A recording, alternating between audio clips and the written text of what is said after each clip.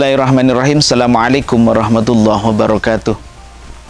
Alhamdulillahirabbil alamin wa bihi nasta'inu ala umurid dunya waddin. Wassalatu wassalamu ala asrafil anbiya'i wal mursalin sayyidina Muhammadin wa ala alihi wa sahbihi ajma'in. Qala rabbi israh li sadri wa yassir li amri wahlul 'uqdatam min lisani yafqahu qawli. Amma ba'du.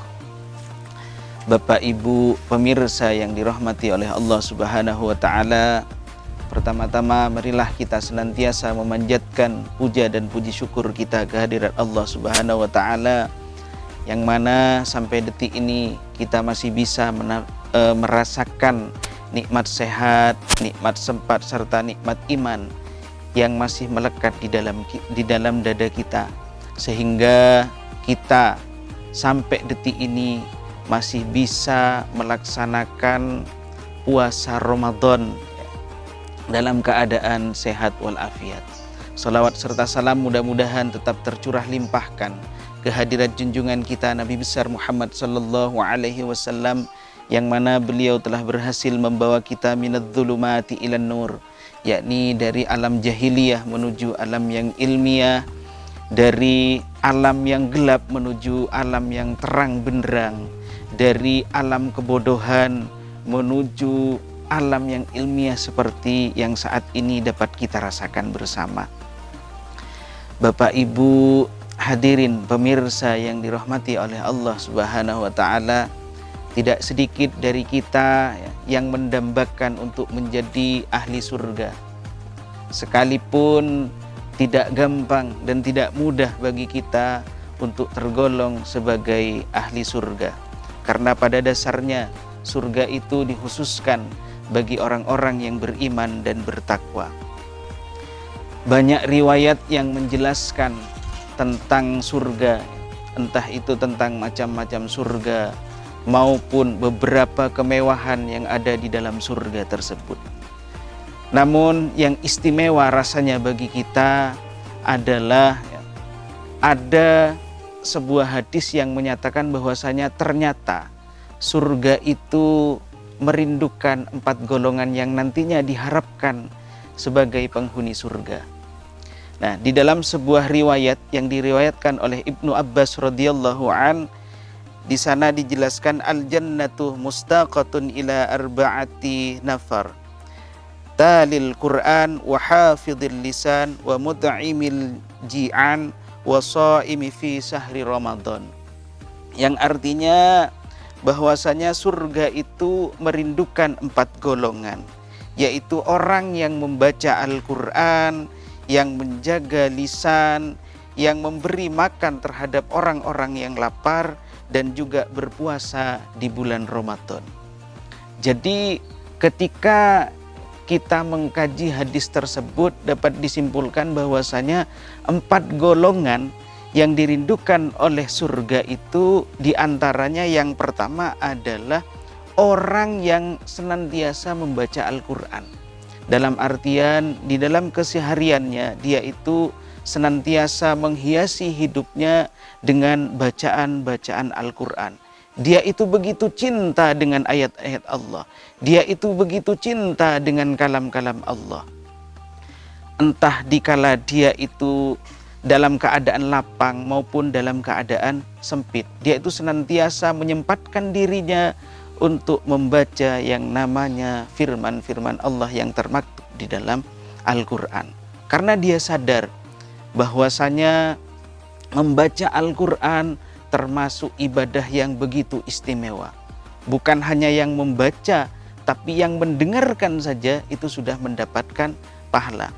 Makanya Rasulullah di dalam sebuah hadis menjelaskan bahwasanya afdalu ibadati ummati qiraatil Quran. Jadi paling utamanya ibadahnya umatnya Rasulullah itu adalah membaca Al-Quran.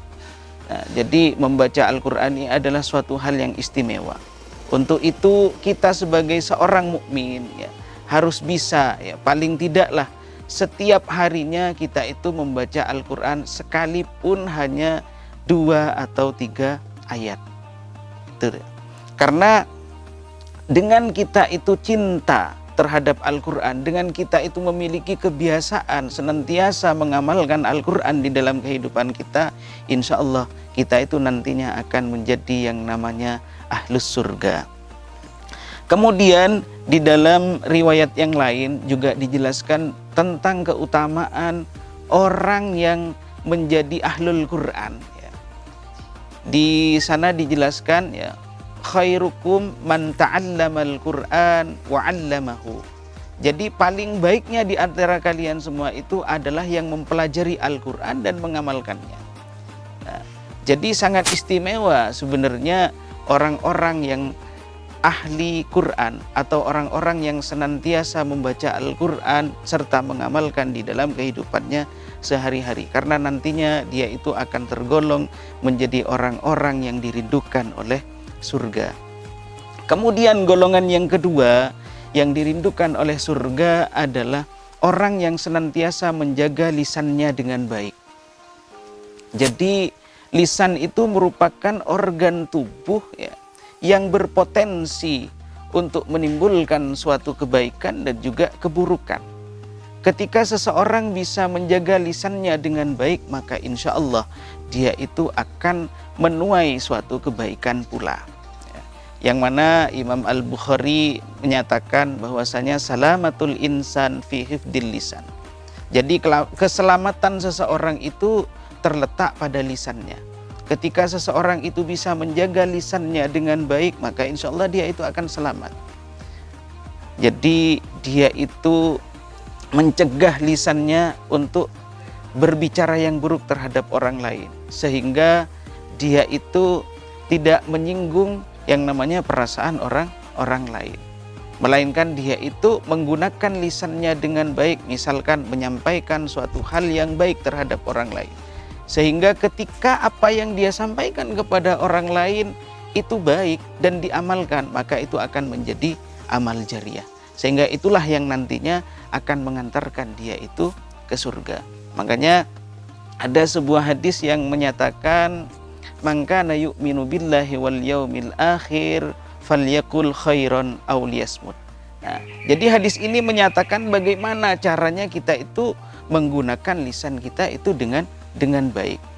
Nah, sekiranya perkataan kita, ya, apa yang kita omongkan itu adalah suatu hal yang baik, maka bicarakanlah. Ya.